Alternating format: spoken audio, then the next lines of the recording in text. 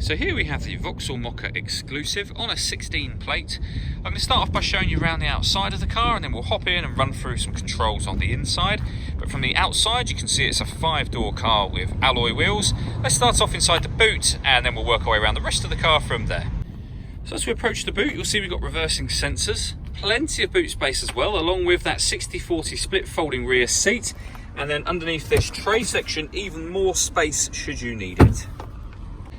Okay, so we're just going to work our way back round to the front of the car and then we'll hop in and run through some controls on the inside. But now that we've done a full circle of it, you can see it's in excellent condition the whole way round. Just briefly before we climb in, I think it's what we're seeing the interior from this exterior point of view. There's plenty to run through on the dashboard, so let's hop in and we'll do that now. Okay, so now that we're inside the car, we're going to start with the dials. On the left-hand side, we have the rev counter, and on the right-hand side, the speedometer. At the top in the middle, we've got the fuel gauge and coolant temperature gauges. And at the bottom, you can see the total miles for this car, which are 15,792. You can change the information that's displayed above that using controls on the indicator stalk for various different bits of fuel economy information. Backing out to the steering wheel, on the left-hand side we have cruise control and speed limiter, and on the right-hand side we have stereo controls for the car and phone controls as well just here. Those phone controls can only be used after such time as you've paired the phone, and that is done by pressing the phone icon button just there, and then using this dial, and up on the main screen you can see you've got various options including Bluetooth settings, which is the one that I just had highlighted a second ago.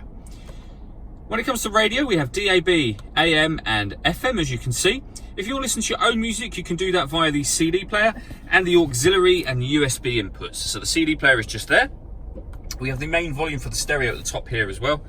Below that, we have dual zone climate control. So you can adjust the passenger and driver temperatures, the fan speed up and down from here. You can determine where within the car you'd like the air to be distributed, and then hit that button to turn the air conditioning off or back on again. This button will recirculate the air that's in the car, which is a great way of heating it up or cooling it down quickly, depending on the temperatures you've set here, of course. And you can turn that off just as easily as you turned it on. All adjustments you make not only show here, but show up on the main screen as well. Beneath that, you can turn off the parking sensors.